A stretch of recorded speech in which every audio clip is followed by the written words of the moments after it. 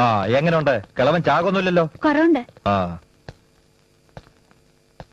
എന്താടാ, എന്തിനാ നീ ഇവിടെ വന്ന് കിടക്കുന്നത്? സുഖവാസത്തിന് ആശുപത്രിയിലാണോ വന്ന് കിടക്കുന്നത്? നിനക്ക് എന്ത് പറ്റിയെന്നാ നീ പറയുന്നത്? നിന്നെ ആരാടാ തല്ലിയത്? ഇതൊക്കെ യൂണിയന്റെ കളികളാണ്. അല്ല, ഷായുടെ ഗുണ്ടകളെ കൊണ്ട് അച്ഛനെ തല്ലിച്ചതാ. നിനക്കെങ്ങനെ അറിയാടാ? നീ ആരാടാ? നിനക്കെന്താടാ ഇവിടെ കാര്യം? സാറെന്തിനാ എന്നോട് ചൂടാവുന്നേ? അച്ഛനെ തല്ലിയതിന് പരാതി ഇല്ലെന്ന് പറയണം. സാറിന് അത്രയല്ലേ വേണ്ടു? കഴിവേറി കളിയാക്കുന്നോടാ. സാറ് വളരെ നന്നായി അഭിനയിക്കുന്നുണ്ടല്ലോ. തച്ചോളി മാണിക്കോ തൊതേനക്കുറിപ്പിനെയും കവച്ചു വെക്കുന്ന ചില അഭ്യാസങ്ങൾ കയ്യിലുണ്ടെന്ന് ഞാനും കേട്ടിട്ടുണ്ട്. നീ എന്തോന്ന് കേട്ടിട്ടുണ്ട്? അധികം ജലിയല്ലേ?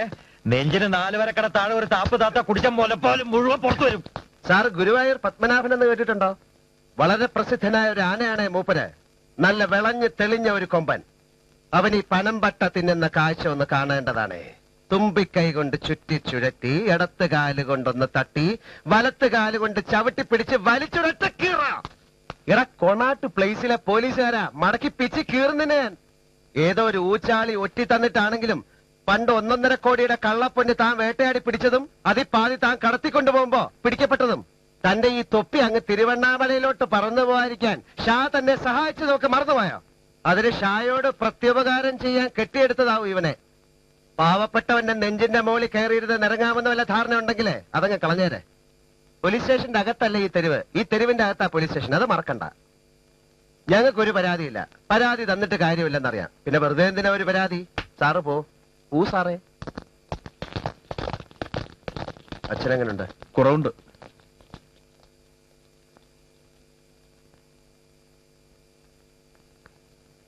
എന്താ രവിശങ്കർ പതിവില്ലാതെ ഈ വഴിക്ക്? ആ മേസ്തിരിയെ തല്ലി ചതച്ച ഒരു കൈയും കാലും സ്വാധീനമില്ലാതാക്കിയതും പോരാ, അയാളെ ഹോസ്പിറ്റലിൽ കിടക്കാൻ പോലും നിങ്ങൾ അനുവദിക്കില്ലേ? ആ കുടുംബത്തിന്റെ ഇന്നത്തെ അവസ്ഥയ്ക്ക് ആര് സമാധാനം പറയും?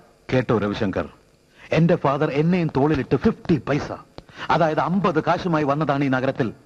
ഇവിടെ ഈ തെരുവുകളിൽ ഞങ്ങൾ വളരെ കഷ്ടപ്പെട്ട് പിടിച്ചെടുത്തതാണ് ഈ മലഞ്ചരക്ക് വ്യവസായങ്ങളുടെ കുത്തക. അത് ഞങ്ങൾ ആർക്കും വിട്ടുകൊടുക്കില്ല.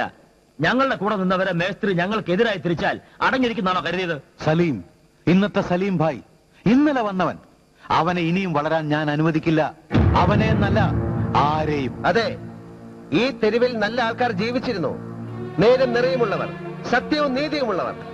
നിങ്ങൾ തകർത്തെറിഞ്ഞ ചെറുകിട കച്ചവടക്കാരുടെ കണ്ണീർ വീണ് കുതിർന്ന മണ്ണാണിത്. അതിലൊരാളായിരുന്നു സലീം ഭായിയുടെ ബാപ്പയും. തലമുറകളായി തുടരുന്ന ഈ അനീതി ഉണ്ടല്ലോ, അത് ഇനിയും തുടർന്ന. बापूजी, आप पूछनार कोण છે? સલીમ ભાઈ નો જાસૂસ છે. ડરના મારીએ ઊંઘી નથી શકતો એટલે આવો છે. એને બગાડી દો. જાનું ડીગરા, જાનું છું. હું એ જ કરવા જાનું છે. નારે માને ભગાડવાની જરૂર નથી. એકલો ધારા ધર્મ આવી શકું છું તો પાછા જવાનો રસ્તો રવિશંકરને ખબર છે. താൻ എന്നെ പറഞ്ഞു വിടുമൊന്നും വേണ്ട. തനിയെ തന്റെ മാളത്തിനകത്ത് വരാൻ അറിയാമെങ്കിൽ അതുപോലെ തിരിച്ചു പോകാനും രവിശങ്കറിന് അറിയാം. നീ എന്താടാ രമണിക്ക് പറഞ്ഞത്? ഒരുത്തന്നെ സ്വസ്ഥമായി കിടന്നുറങ്ങാൻ കഴിയാത്തോണ്ട് പേടിച്ച് പേടിച്ച് വന്നിരിക്കുകയാണെന്നോ? നീ കിടക്കപ്പായി കിടന്ന് പേടിച്ച് മൂത്രം ഒഴിക്കുന്ന വേല കാണണോ? കാണണോ നിനക്ക്? മോനെ കൂടുതൽ കളിക്കില്ല, ഇത് പഴയ കാലമൊന്നുമല്ല. അച്ഛനും മകനും ഒന്നോർത്തോ, എന്റെ പൊക്കിൽ കൊടി വീണ് അലിഞ്ഞു ചേർന്ന മണ്ണാണിത്. ഇനി ഈ തെരുവ് അടക്കി ഭരിക്കാനാണ് ഭാവമെങ്കിൽ വേണ്ട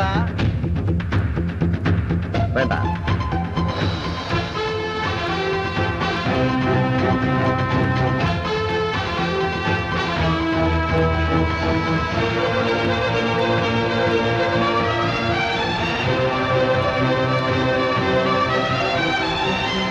അല്ല, മേശ്രിക്കിപ്പ എങ്ങനെയുണ്ട്? അത് പറയാനാ ഞാൻ വന്നത്. ആ കുടുംബത്തിന് ജീവിച്ചു പോകാൻ മേസ്ത്രിയുടെ മകൻ ബാലന് എന്തെങ്കിലും ഒരു വരുമാനം ഉണ്ടായാലേ പറ്റൂ. നമുക്ക് എന്ത് ചെയ്തു കൊടുക്കാൻ പറ്റും ഭായ്? ആ ഷായും കൂട്ടാളികളും ഈ തെരുവ് മൊത്തം വിലയ്ക്ക് വാങ്ങി ഓന്റെ കോട്ടയാക്കി മാറ്റാതിരിക്കാൻ വേണ്ടിയിട്ട് ഇവിടുത്തെ ചില പ്രധാനപ്പെട്ട ഒഴിഞ്ഞിടക്കുന്ന സ്ഥലങ്ങൾ ഞാൻ മേടിച്ചിട്ടുണ്ട്. കോയാ, ഓ, ഇവിടുത്തെ ചെറിയോരിക്കും വലിയോരിക്കും നാളെ എന്തെങ്കിലും ഗുണം ചെയ്യുന്ന കാര്യങ്ങൾ ചെയ്യാൻ വേണ്ടിയിട്ട് ഓനത് കാണിച്ചു തരും. അതിൽ കൊള്ളാവുന്ന ഒരു സ്ഥലം നോക്കി ബാലനോട് എന്തെങ്കിലും ഒരു തൊഴിൽ തുടങ്ങാൻ പറ, പോരെ? ആ, തുടക്കത്തിൽ ആവശ്യമുള്ള പണത്തിനെ കുറിച്ച് ഓർത്ത് വിഷമിക്കണ്ട. വളരെ നല്ലത്. ഇതറിയുമ്പോ ആ കുടുംബത്തിന് ഒത്തിരി സന്തോഷമാവും ഭായ്. ചെല്ലേ. ഇനി എന്ത് സാധനം വേണമെങ്കിലും നിങ്ങൾ എന്നെ അപ്രോച്ച് ചെയ്താൽ മതി. എനിക്കിവിടെയൊക്കെ നല്ല ഹോൾഡാ. ഞാനിവിടുത്തെ ഒരു ചെറിയ ദാതയാണെന്ന് കൂട്ടിക്കോളൂ. ശരി ശരി, നിങ്ങൾ അന്വേഷിച്ചോളിന്ന്.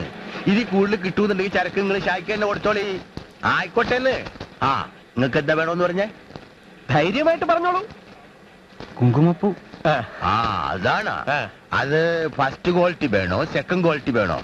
ഈ കാശ്മീരിലെ ചരക്ക് വേണോ ഫ്രാൻസിന്റെ വേണോ? ഭായി ചോദിച്ചിട്ടില്ലേ? വൈറ്റ് കുങ്കുമപ്പൂ.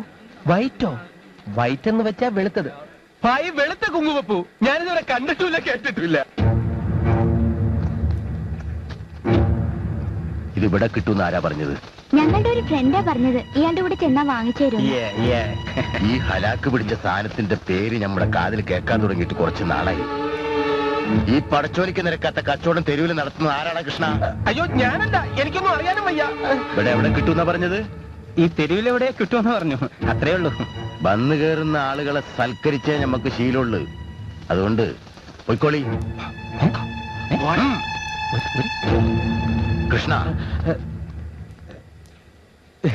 മേലിൽ ഇമാതിരി അറാം പറഞ്ഞ സാധനം വാങ്ങിക്കാനെന്ന് പറഞ്ഞ് ആരെങ്കിലും ഇങ്ങോട്ട് കൂട്ടിക്കൊണ്ട് വന്നാലുണ്ടല്ലോ അന്റെ മയത്തി അറബിക്കടലായിരിക്കും.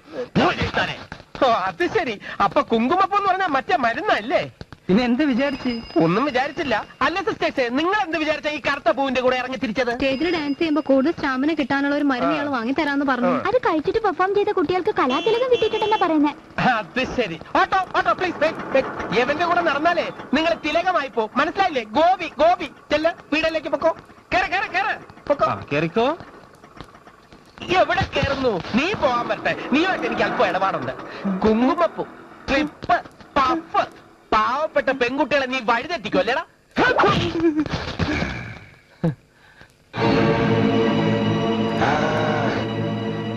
അന്യഗ്രഹത്തിൽ നിന്ന് വന്ന ജീവിയോ?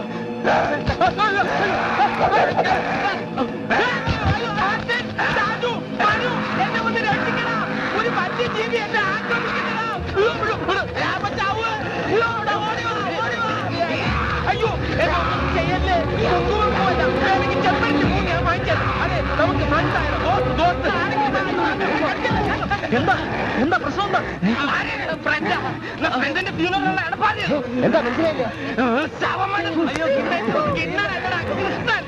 എന്ത് വേണമെങ്കിലും വിളിച്ചോ. ഇങ്ങനെ കാര്യങ്ങൾ ചോദിച്ചോണ്ടിരിക്കാതെ രക്ഷിക്കാൻ നോക്കണം.